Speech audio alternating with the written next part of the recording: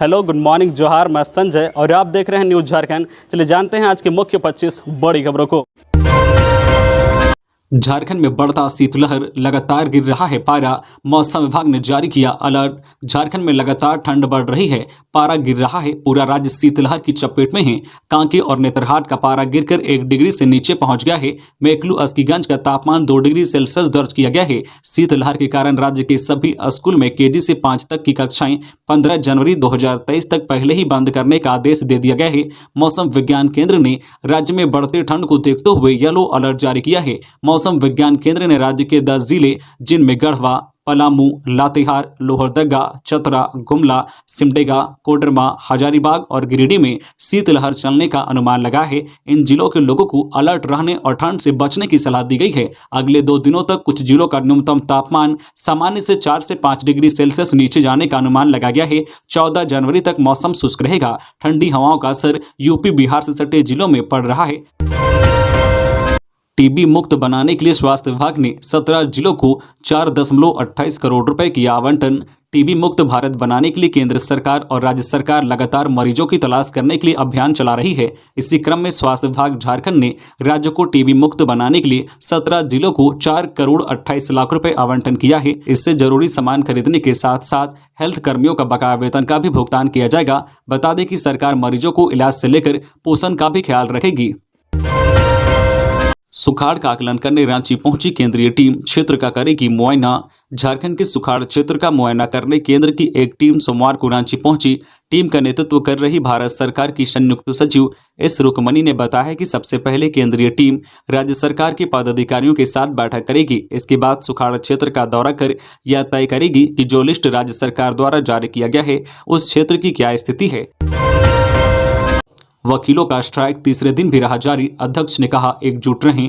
झारखंड में court fees वृद्धि का निर्णय वापस लेने और एडवोकेट प्रोटेक्शन एक्ट समेत अन्य मांगों को लेकर वकीलों ने कार्य बहिष्कार सोमवार को भी जारी रखा। स्टेट बार काउंसिल के निर्देश पर राज्य भर के वकीलों का कार्य बहिष्कार मंगलवार यानी आज भी जारी रहेगा। झारखंड स्टेट बार काउंसिल के निर्देश पर अधिवक्ताओं ने कोर्ट फीस बढ़ोतरी को वापस लेने के लिए खुद को न्यायिक कार्यों से दूर रखा है।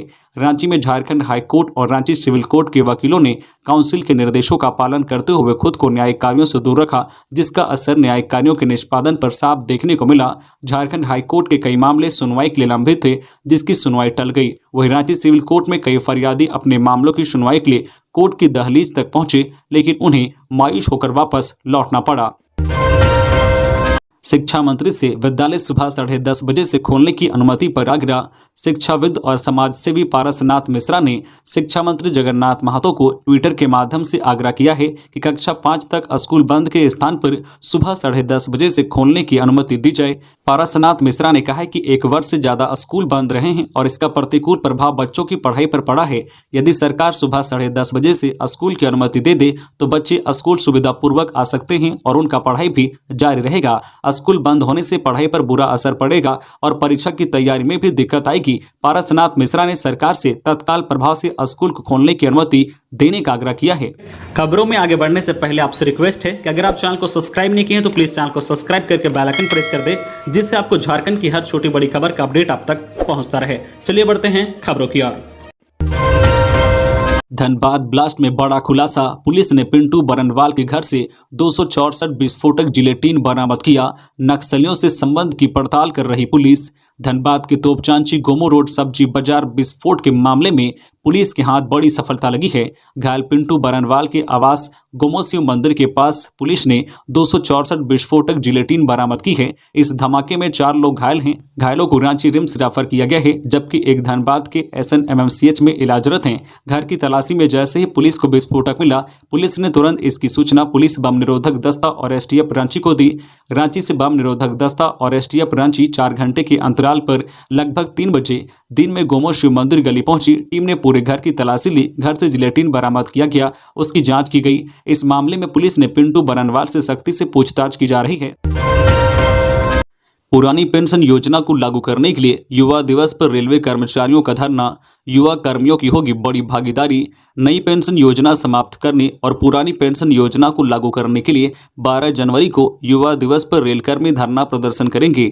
रेल कर्मचारियों का आंदोलन all India men's federation EIRF के दिशा निर्देश पर ईस्ट सेंट्रल रेलवे कर्मचारी यूनियन के बैनर तले होगा। धरने को लेकर तैयारियां शुरू कर दी गई है। यूनियन की धनबाद शाखा की ओर से बताया गया है कि युवा दिवस पर बड़ी संख्या में रेल कर्मचारी सड़क पर उतरेंगे, जिसमें युवा रेल कर्मचारियों की बड़ी भागीदारी होगी।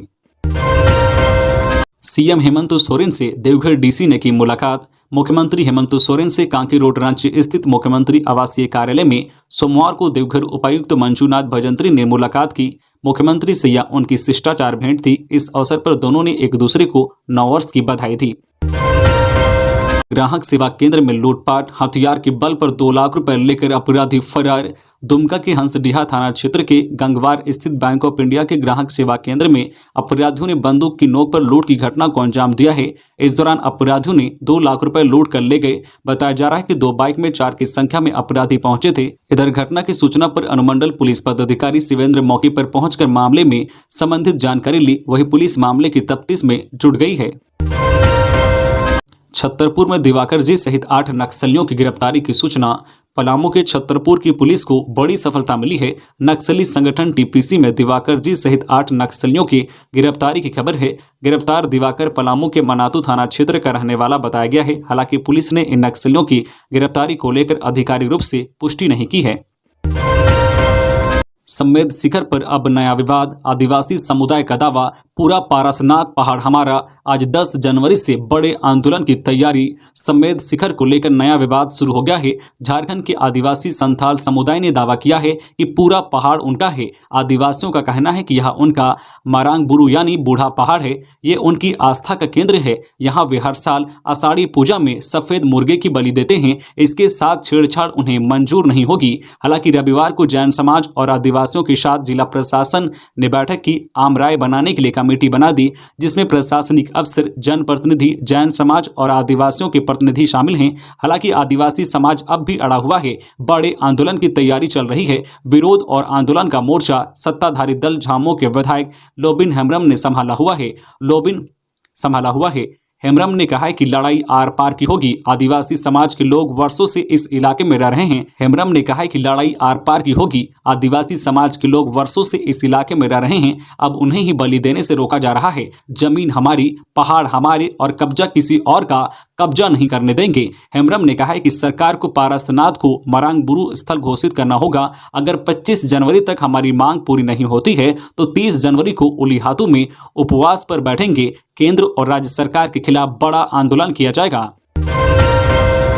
जंगली हाथी ने महिला की ली जान। बुंडू के बहराजारा गांव में रविवार की रात एक जंगली हाथी ने खूब उत्पात मचा है। रात के अंधेरे में हाथी ने एक महिला पर हमला कर दिया, जिससे 58 वर्षीय महिला सरला देवी की मौके पर ही मौत हो गई। वही घटना की सूचना पर सोमवार को वन विभाग के रेंजर संजय कुमार और राहे थाना पुलिस घटनास्थल पर पहुंची, जहां उन्होंने घटनास्थल का जायजा लिया। इस दौरान वन विभाग ने मृतक के परिजन को तत्काल राहत के लिए मुआवजा के रूप में 25,000 रुपए दिए और एक दिन बाद 25,000 रुपए देने का आश्वासन दिया। वही घटना के बाद से ग्रामीणों में काफी दहशत है।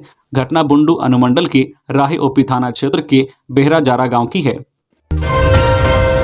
पारन परेड समारोह, पुलिस बल के साथ अन्य क्षेत्र में भी महिलाओं की लगातार बढ़ रही भागीदारी। सीएम, आपने बुनियादी प्रशिक्षण सफलतापूर्वक प्राप्त किया है। अब आप कर्तव्य पथ पर चलने को तैयार हैं। सरकार के अभिन्न अंग के रूप में आपको अहम जिम्मेदारी निभानी है। ये बातें मुख्यमंत्री हेमंत सोरेन ने अपने संबोधन में सोमवार को धनबाद के गोविंदपुर के जैप-3 परेड ग्राउंड में आयोजित IRB 9 के पारन परेड समारोह में प्रशिक्षु जवानों से कही। उन्होंने कहा है कि आपने जो प्रशिक्षण प्राप्त किया है वह आपके आत्मबल और जिम्मेदारियों तथा कार्यों के प्रति जवाबदेह बनाते हुए आने वाले समय में चुनौतियों से निपटने में आपको सक्षम बनाएगी। नक्सलियों का बम प्लानर लालू यादव गिरफ्तार। भाकपा माओवादियों को लगा तगड़ा झटका।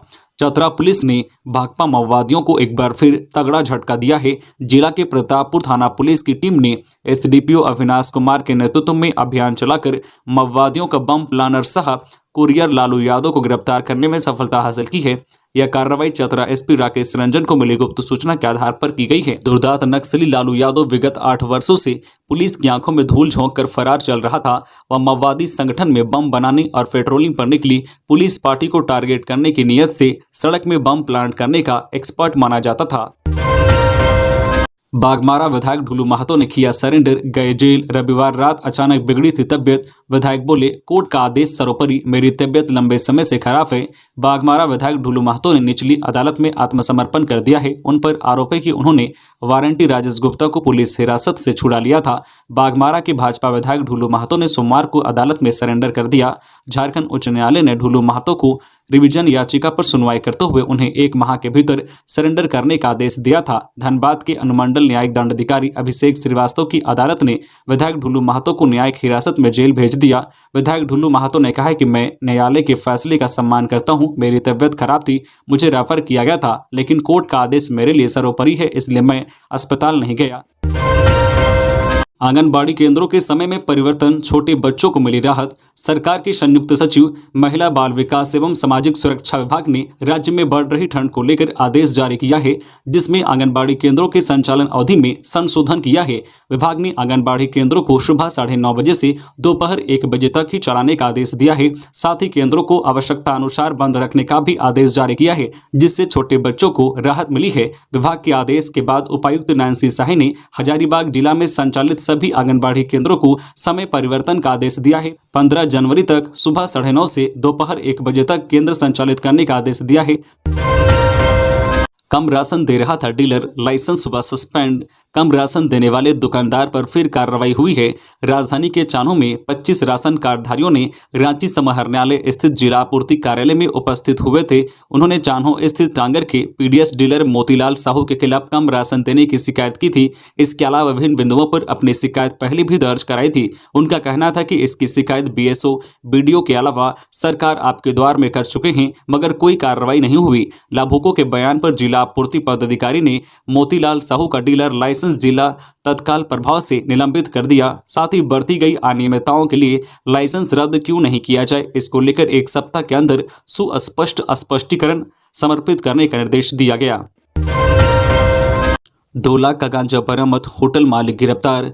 पुलिस को नशा के कारोबारियों के खिलाफ बड़ी सफलता मिली है। रांची के तमाड़ थाना पुलिस ने देवड़ी मंदिर के पास एक झोपड़ी नुमा होटल में छापेमारी की, जहां से 7.65 किलो गांजा बरामद किया है। इस दौरान पुलिस ने वैद्यनाथ रवानी को गिरफ्तार किया है। इस संबंध में ग्रामीण एसपी नौशाद आलम ने सोमवार को प्रेस कॉन्फ्रेंस की, जिसमें उन्होंने बताया है कि गुप्त सूचना के आधार पर पुलिस ने कार्रवाई की है। उन्होंने बताया कि सूचना के बाद एसडीपीओ अजय कुमार और एसएसबी के सहायक कमांडेंट आलोक सिंह के नेतृत्व में एक संयुक्त टीम का गठन किया गया, जिसके बाद टीम ने उक्त स्थान पर छापेमारी कर होटल के मालिक को गिरफ्तार किया। वहीं उन्होंने बताया कि बरामद गांजा का बाजार मूल्य 2 लाख रुपए आंका गया है। उत्क्रमित वेतन निर्धारण को लेकर वित्त मंत्री रामेश्वर उरांव से मिला प्राथमिक शिक्षक संघ का प्रतिनिधिमंडल। अखिल झारखंड प्राथमिक शिक्षक संघ ने उत्क्रमित वेतन निर्धारण को लेकर विसंगति मांगों पर वित्त मंत्री रामेश्वर उरांव से एक प्रतिनिधिमंडल ने मुलाकात की। इस सिलसिले में अखिल झारखंड प्राथमिक शिक्षक संघ के प्रवक्ता नसीम अहमद ने बताया कि लगभग 45 मिनट चली वार्ता में संघ की ओर से वित्त मंत्री को अवगत कराया गया कि 4 सूत्री मांगों को लेकर राज्य भर के शिक्षक विगत 2 महीने से आंदोलनरत हैं। उन्होंने बताया कि शिक्षकों के लिए सुरक्षित वित्त उन्नयन योजना लागू करने, 6ठे वेतनमान में उत्क्रमित वेतन निर्धारण की विसंगति को दूर करने, अंतरजिला स्थानांतरण नियमावली को सरल करने और शिक्षकों को गैर शिक्षकीय कार्यों के दबाव मुक्त करने की 4 सूत्री मांग रखी गई। जेबीवीएनएल के कॉल सेंटर दे रहे फ्री बिजली की जानकारी, समस्याओं का भी मिलेगा समाधान। झारखंड बिजली वितरण निगम लिमिटेड उपभोक्ताओं की समस्याओं के समाधान के साथ साथ उन्हें जागरूक करने के लिए कॉल सेंटर का सहारा ले रहा है। इन कॉल सेंटर के माध्यम से लोगों को उनकी समस्याओं से मुक्ति भी दिला रहा है। साथ ही लोगों के बीच बिजली चोरी, गलत बिजली बिल आदि को लेकर जागरूक भी कर रहा है। इसके लिए मुख्यालय स्तर पर कॉल सेंटर डेवलप किया गया है। इस कॉल सेंटर का नेतृत्व जेबीवीएनएल के निदेशक वाणिज्य एवं ऊर्जा लेखांकन मनीष कुमार कर रहे हैं। बताते चले कि मुख्यालय स्तर पर 10 सदस्यीय कंट्रोल रूम कॉल सेंटर का निर्माण किया गया है, जो एक्टिव भी हो गया है। वर्तमान में टोल फ्री नंबर 1912, वही दूसरा नंबर 1800123875 है। वही एक और नंबर 1800345657 पर दर्ज शिकायत के आधार पर समस्याओं का निवारण किया जा रहा है। रांची के नामकुम में एक्स आर्मी मैन की पत्नी से 5 लाख की छिनतई। रांची के नामकुम थाना क्षेत्र स्थित स्टेट बैंक ऑफ इंडिया से पैसे निकालकर घर जा रही एक्स आर्मी मैन की पत्नी से 5 लाख की छिनतई कर ली गई है। महिला गीता देवी जोरारा की रहने वाली है। बताया जा रहा है कि उनकी बेटी की शादी 25 जनवरी को होने वाली है। वे शादी के लिए पैसा निकालने बैंक गई थी। वित्त रहित शिक्षक कर्मचारियों की अनुदान राशि अब बैंक खाते में। मदरसा संस्कृति स्कूल भी हैं शामिल। पूरे झारखंड के वित्त रहित स्कूलों, कॉलेजों और कर्मचारियों के शिक्षकों के लिए राहत की खबर है। अब वित्त रहित स्कूलों और कॉलेजों के शिक्षकों और कर्मचारियों के बैंक खाते में जल्द ही अनुदान राशि भेज जाएगी। इसकी तैयारी चल रही है। बता दें कि इससे पहले अनुदान राशि नियमावली 2015 के तहत शिक्षण संस्थानों को दिया जाता था। इसके बाद ही शिक्षक व कर्मचारियों को अनुदान राशि दी जाती थी, लेकिन अब इसमें संशोधन किया जाएगा। इसके लिए माध्यमिक शिक्षा निदेशक की अध्यक्षता में कमेटी गठित की गई थी। कमेटी ने अपनी अनुशंसा विभाग को सौंप दी है। हाई स्कूल, इंटर कॉलेज के अलावा मदरसा और संस्कृति स्कूल के शिक्षकों व कर्मचारियों को भी अनुदान राशि सीधे उनके बैंक खाते में भेज दी जाएगी।